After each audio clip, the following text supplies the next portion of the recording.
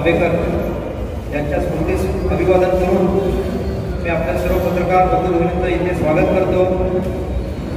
आज मला अतिशय आनंद होत आहे की काही महिन्यापूर्वी माझ्या काही पत्रकार मित्रांनी त्यांच्या पत्रकार कक्षाची जी परिस्थिती आहे ती माझ्या नजरेस आणली होती आणि तिथे बऱ्याचशा उपयोगी गोष्टी होत्या, परंतु वापरात नसल्यामुळे त्या पडून होत्या।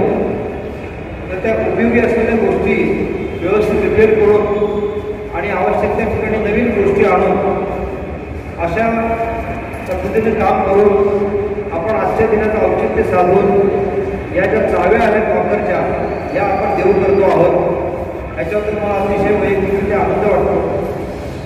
मित्र, भिवंडी महापालिकेची जी काही प्रगती आहे, मी आल्यापासून जे काही केलेली कामं आहेत, या सर्व कामांना जनतेसमोर सरकारसमोर न्यायचं एक अतिशय सुंदर काम तुम्ही केलेलं आहे। त्याबद्दल मी मनापासून संपूर्ण महापालिका प्रशासनाच्या वतीने आभारी आहे।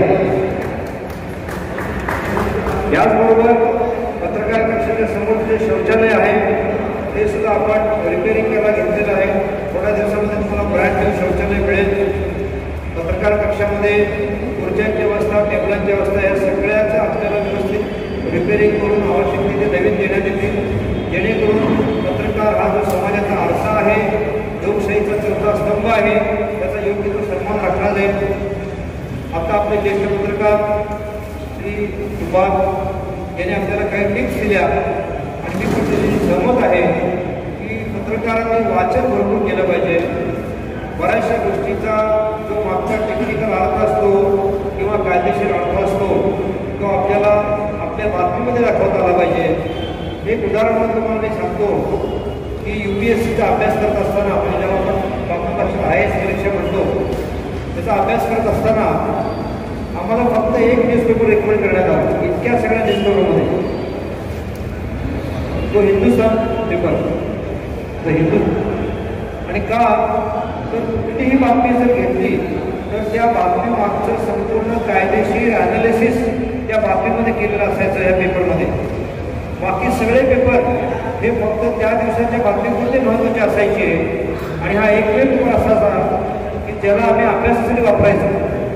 आणि ह्याचं कारण काय, ते जे कोणी लिहिणारे पत्रकार होते ते अभ्यास केल्याशिवाय बातमी छापायचेच नाहीत, घ्यायचेच नाहीत। आता असं झालेलं आहे की अतिशय फास्ट जमाना आहे, त्यामुळे पत्रकार की आजची बातमी आपण छापतो याचा प्रशासनावर, जनसामान्यांवर काय परिणाम होतो याचा जरा एकदा तुम्ही परत एकदा सर्वे घ्या, आढावा घ्या, तुमच्या कुटुंबातल्या व्यक्तीला विचारा, तुमच्या शेजारच्या लोकांना विचारा, तुमच्या लक्षात येईल। कुमार साहेबांचा जो एक ज्येष्ठ सल्ला आहे तो अतिशय महत्त्वाचा आहे की आपण वाचन भरपूर केलं पाहिजे, कुठल्याही बातमीमागची काळजी आली पाहिजे।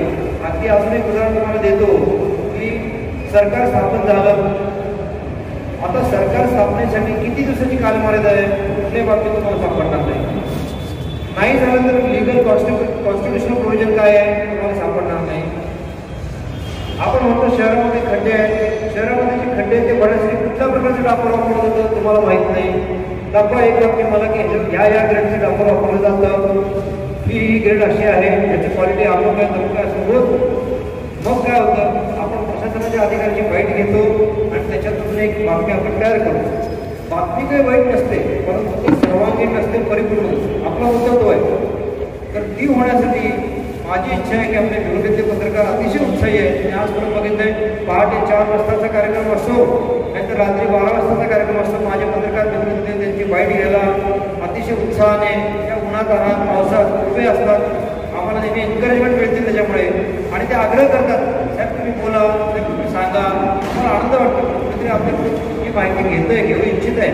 आणि आत्तापर्यंतच्या बातम्यांपेक्षा सुद्धा यूट्यूबवरचे व्हिडिओ, यूट्यूबवरचे बाईट्स, आता हे बरोबर खूप छान त्याचा मी बघतो इंटरव्ह्यूचं जर त्याने एक सेशन घेतलं होतं संपूर्ण ह्या इलेक्शनच्या आधी, एकदम मस्त सेशन होतं। ते हाय ग्रेड NDTVच्या लेवलचं त्यानं सेशन घेतलं, मला आवडलं का मी बघतो सगळ्यांचे व्हिडिओ मी बघत असतो, किंवा आमचे गुप्ता आहेत, आमचे गजरे आहेत, आमचे पंडित आहेत, सर्वांच्या ज्या बातम्या मनीष आहेत, जे काही समोर येतात त्या सर्वांच्या ज्या बातम्या मी बघतो त्या बातम्यामध्ये बऱ्यापैकी कव्हरेज असतो। हिंदीमध्ये पाल आहे, पालने तर एक स्टेप पुढची घेतली, नुसती बातमी दाखवली ती बातमी करून दाखवली, म्हणजे काय तर खड्ड्यात त्यांनी लोळण करून दाखवलं।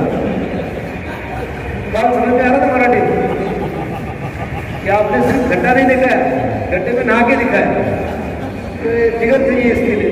तो ऐसे भी पत्रकार हमारे पास है, इतने उत्साही, मानना पड़ेगा आपको। तो ऐसे सब लोग हैं। देखो कैसा है, सोसाइटी जो बनती है सब तरह से लोगों की बनती है। वो अपना भेड़ मिश्रण होता है ना, भेड़ मिश्रण जैसा है, थोड़ा खट्टा, थोड़ा मीठा, थोड़ा तीखा, सब है, थोड़ा कड़वा, सब लोग रहते हैं। अभी कुछ लोग हमारे ऊपर टिका टिप्पणी करते हैं तो हमको दुख नहीं होता। हमको दुख किस बात का होता है कि असलियत जाने बगैर करते बस उतना देखो, उतना क्या तुम्हें किसी कोई हमें बैर नहीं, ना कोई अपना दुश्मन, ना कोई दोस्त। दोस्त दुश्मन को नुकसान। पत्रकार क्या है, पत्रकार जो चल रहे हैं दिखा रहे हैं, अलग से उसको नहीं बना रहे, लेकिन दिखाते समय कम से कम दो साइड के दोनों साइड दिखा दो, वो न्यूज़ के दोनों साइड दिखाओ। उनकी जिम्मेदारी है। सोसाइटी आपको देख रही है और हमको देख रही है। हम जो करेंगे आप दिखाएंगे, आप जो सजेशन करेंगे हम करेंगे। ये एक दूसरे का हाथ मिलाएंगे, इसलिए तो लोकशाही का चौथा स्तंभ बोला है पत्रकार। तो ये 4 स्तंभ एक हो गए, मुझे नहीं लगता डेवलपमेंट में कोई तकलीफ है। तो आज मुझे खुशी हो रही है कि ये इतना अच्छा प्रोग्राम आप सब लोगों ने आगे आके ये सब पत्रकार लोगों ने बनाया हुआ प्रोग्राम है, इससे और ज़्यादा खुशी होती है। हमारा PRO ऑफिस या हमारा ऑफिस ये तो हम माध्यम है, लेकिन सब पत्रकार इतनी बड़ी संख्या में आए, यहाँ बैठे हैं, सुन रहे बातें, थॉट एक्सचेंज कर रहे हैं, और फिर कल से परसों से अपने अच्छे केबिन में जाएंगे जहाँ उनको लॉकर मिले होंगे। एक अच्छा माहौल देवंडी में पैदा होगा।